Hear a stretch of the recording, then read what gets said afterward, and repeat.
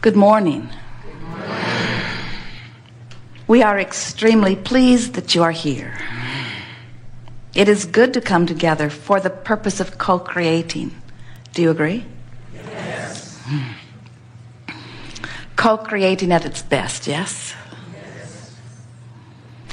You are knowing what you are wanting, more or less. It moves about a bit, doesn't it? Are you enjoying the evolution of your desire? Yes.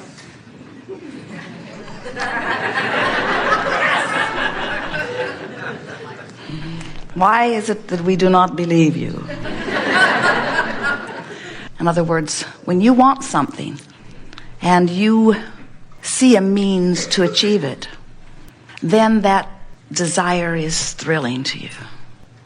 But we've noticed when you want something, or even more when you have wanted it for a while, and it has not yet shown its pretty face to you, and you can't figure out how it's going to come, those desires, you are not really so eager to say, yes, my desire is thrilling me.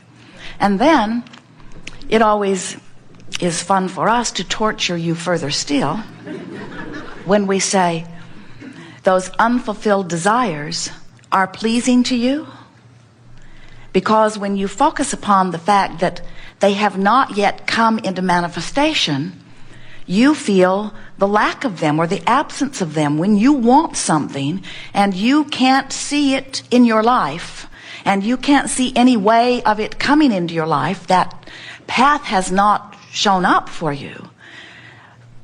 To have someone say, and you like that, we know it's got to feel like we're mocking you. But the reason that we keep doing that to you is because we want for you something that we have come to understand long ago.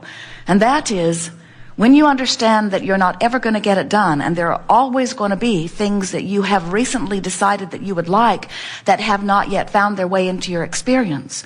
And when you understand the laws of the universe, and when you understand that you are a vibrational emitter, and that the vibration that you radiate is responded to by law of attraction, and that you are in control not only of what comes to you, but when it comes to you. When you begin to understand these things, then you are free and loose and easy and happy and satisfied in that crack between having defined that you want something and having it come to you, because you then understand that life is about that becoming.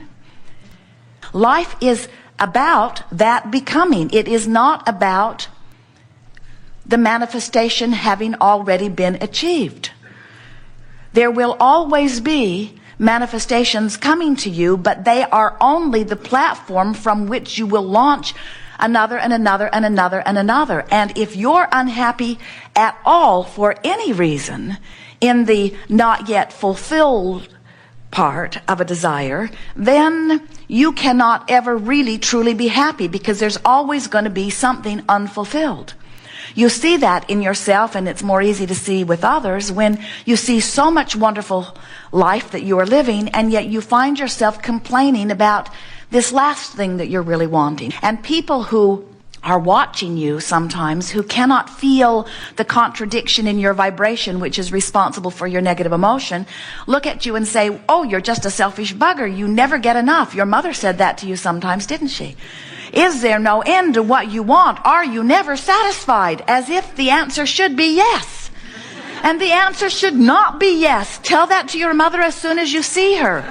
No, mother, I am not satisfied. I will never be in a place where I will say, there, no more wanting for me. And you can back that up if you want to by saying to her, the entire universe is established to keep those of us out here on the leading edge still reaching for more. That's what puts the eternalness in eternity. In other words, this contrasting environment in which you are focused will always give birth to another new desire. And what we wish for you is that you'll stop freaking out in the interim.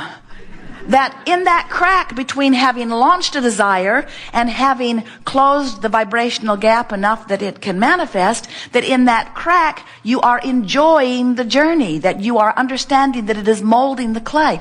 Can you imagine an artist in front of her canvas, just ornery as she can be because it's not finished yet? How are you doing? Oh, terrible, it's not finished. Well, how long does it usually take you to paint something like this? Months.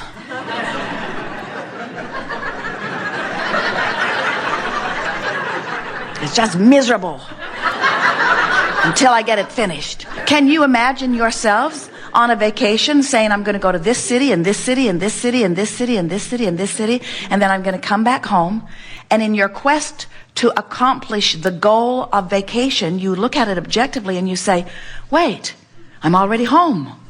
Why go? Vacation achieved. I can check it off my things to do today list. No point in putting myself through all that trouble of going to all of those places when I'm just going to end up back home. And we say, how did you get so ended oriented? How did you get so I must have the manifestation? When did you lose your zest for the joy of the journey? We can tell you when you lost it. You lost it in the moment that you were focused upon something that you wanted from an attitude that you could not have it. You lost your zest for the joyous journey when the journey was one vibration and the drum you were beating was another, because that's a miserable state of being. We don't blame you for not wanting to shout yes at that, but that's not what we're asking you. We're not saying, friends, has contrast caused you to launch rockets of desire?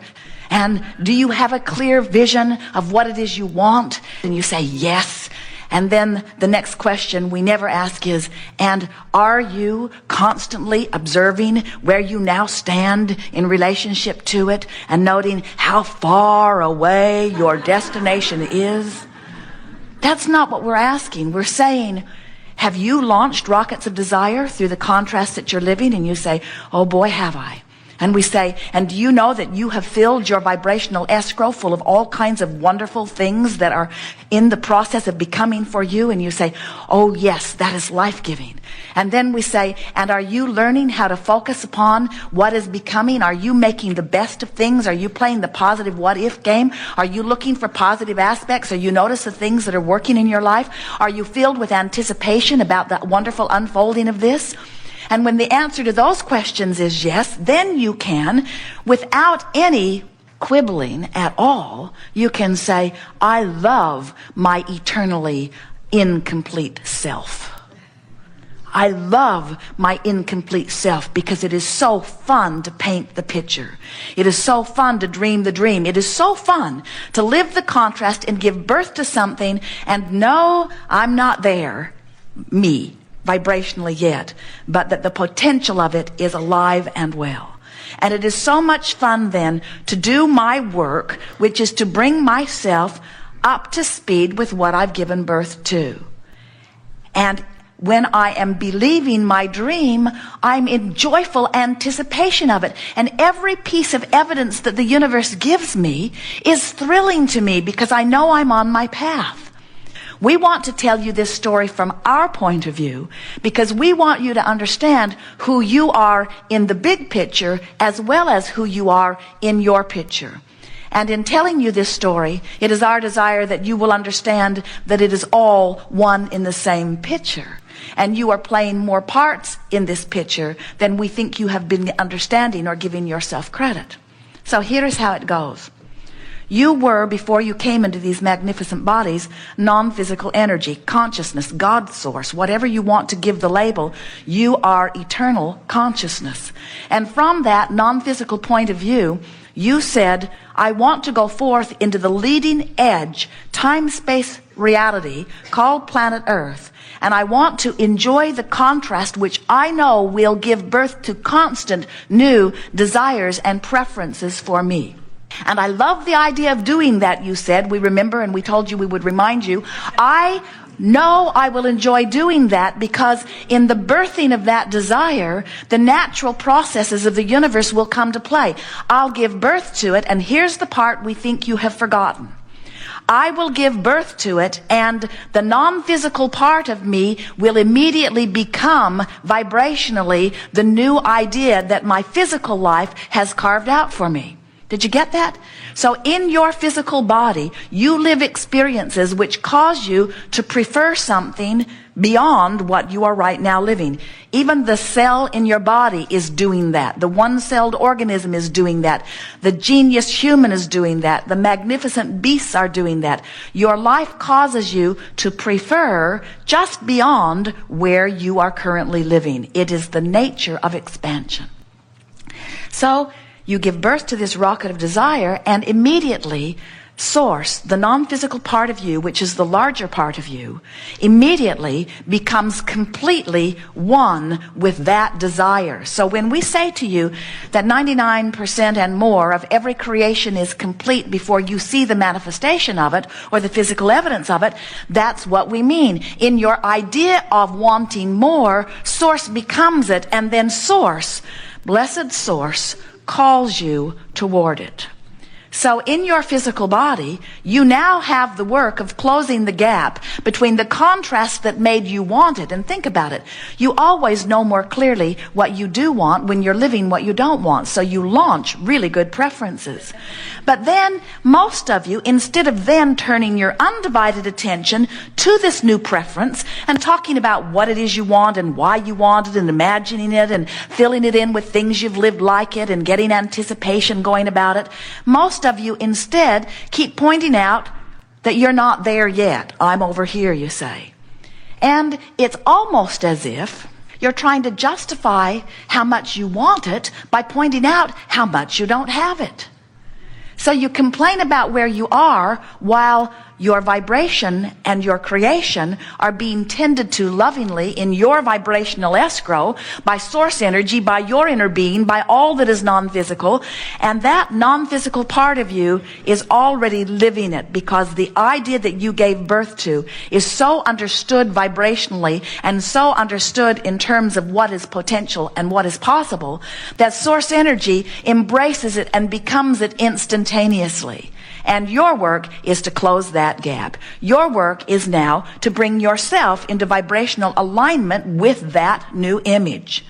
Now, the reason that we speak it to you in such clear terms is because we are wanting you then to understand that Source, who has already become this idea that you have launched, is calling you toward it. The question that this seminar is approaching is, can you hear the call? So, you might say, okay, I'll close that gap so that I can get what I want. And we would say, fine. But we would rather hear you say, I close that gap because the more I close it, the better I feel. And the better I feel, the more I am who I am. When you get into vibrational alignment with who you are, now you are living your fulfilled dream. You are fulfilling your reason for being. Now you are being the physical extension of source energy.